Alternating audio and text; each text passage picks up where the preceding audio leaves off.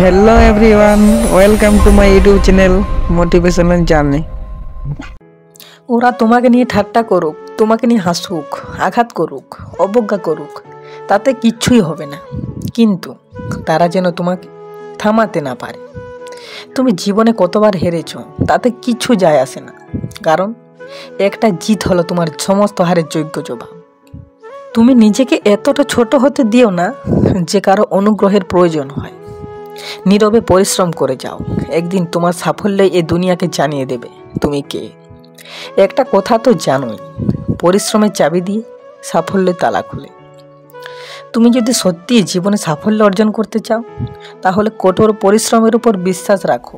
আর হ্যাঁ, তোমার কঠোর পরিশ্রম কেউ দেখবে না যদি তুমি সফল না হও।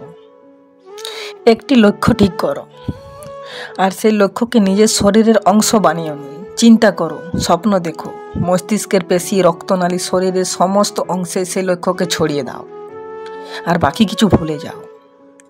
এটা একটা সাফল্যের পথ। আমরা তো একটা কথা জানি, প্রত্যেকের জীবনে একটা গল্প আছে।